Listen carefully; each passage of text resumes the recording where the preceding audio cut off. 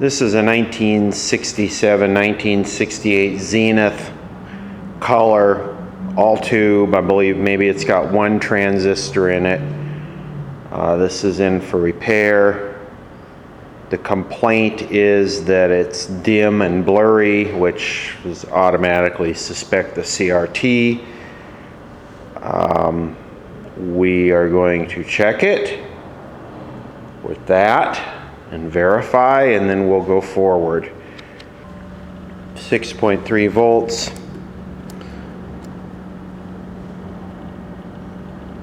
Wow, the cutoff is really that high.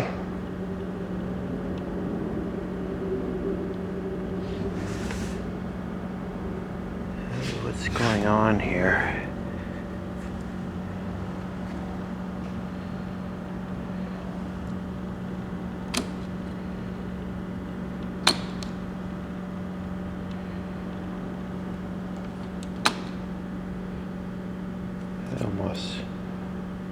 It almost doesn't seem right.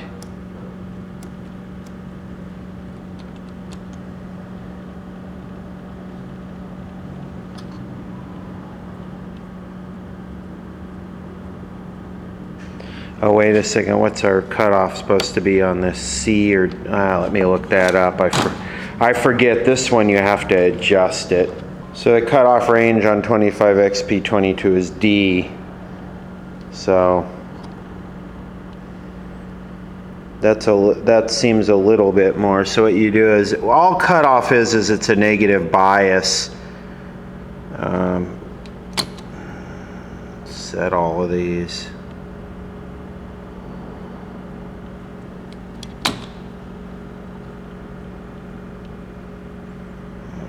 We'll go to emission. Wow, that's interesting. This mark, this little black mark there that I put with a Sharpie, is what a new CRT checked out at.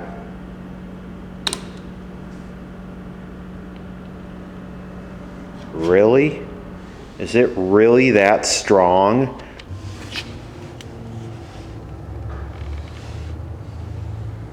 Unfortunately, with all this stuff on here, you can't really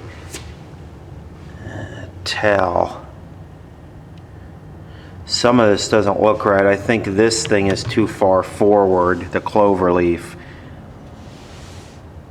And as far as a date code, this is obviously a rebuild.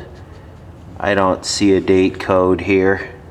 It's up under the metal degaussing shield thing. But yeah, all tube. You can see there's one transistor there.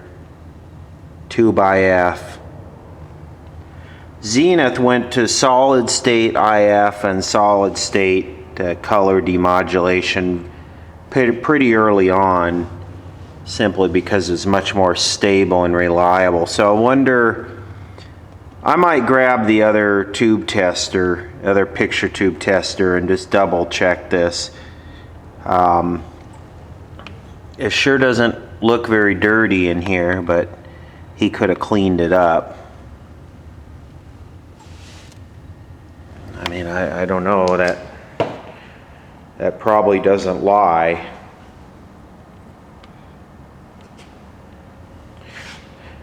But this is why we invest in one of these and before we condemn the tube. And the owner started to sand this cabinet. I guess it was in pretty rough shape. So he sanded it and he's going to refinish it. It's a fairly nice cabinet. This is before Zenith went to all that plastic. I don't know what it is, a type of masonite with veneer or something on it, but it's definitely better than that plastic stuff. So this is a 20Y1C50. I believe I own a television with this chassis in it too. Very good quality capacitors, very good quality parts in this set. I just plugged it in and turned it on, and it actually looks real nice.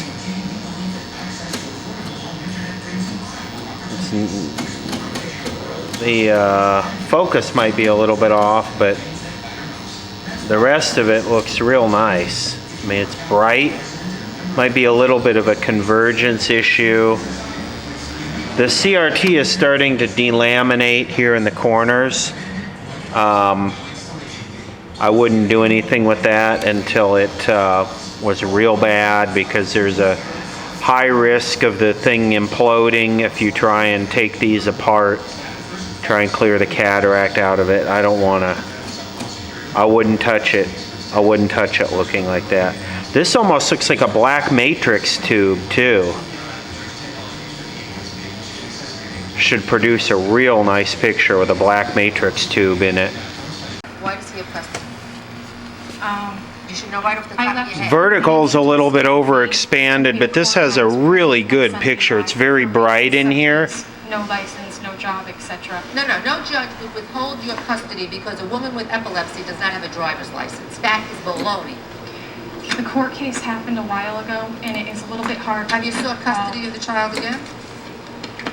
No, I have not, Your Honor. I've heard enough. We're going to retire to deliberate. Thank you very much. This courtroom is now in recess. Way to go here, because with regard to these... It's real bright in here, but this has a beautiful picture. I actually believe either one of them to the full extent of their testimony. So I'm with you on sticking with the issue in the civil case here, which is... Right back on the Zenith, 1968. I watched the set for 2 or 3 days. It worked real good. The only thing I noticed is that the contrast control has little effect on it at all. And so what I've been doing is, this is the kind of the new method here of working on TVs. So here's our video out. And look at that, the screen on the phone is duty cycling, pulse width modulated brightness. So we have right there a 50 microfarad capacitor that basically couples the contrast to ground. Now what the contrast does is it basically has no variability. It's just either when you turn it all the way up, it pops to full contrast, and when you back off a little, it goes to nothing. And I thought it'd be the pot, so I checked the pot with the ohm meter, and the pot checks fine. It's smooth and everything. So I started looking at this C3 here, and which is at 50, and that's this capacitor right here, which is one of those garbage ones with the red end. So what I'm going to do is I'm going to test that, but I'm pretty sure it's bad. It's probably best just to replace it. I don't see many what I would call garbage components in this at all. These three right here are questionable. These are some of the best capacitors ever made. That actually looks like a replacement. So some Sprague Adams, these just never go bad. These are just great capacitors, and you can see someone replaced that. So I think someone has done quite a bit of recapping in this. I don't see anything that's questionable in here. This is just a beautifully built televisions, and just very high quality components they used in these things. I guess that one there could be questionable, but actually that black one for the contrast is about the only one that I see that I would, yeah, this is obviously a replacement too. You can see how that's probably not the best method of connecting a capacitor, but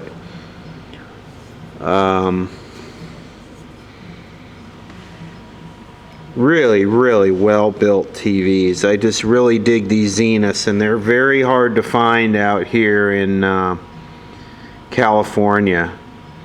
Seem to see a ton of RCA stuff, but none of this Zenith. I don't know why that is. The other thing is I do like this service saver design where you could flip the set over and pull the metal pan off the bottom and work on it. That was a really, really good thing Zenith did.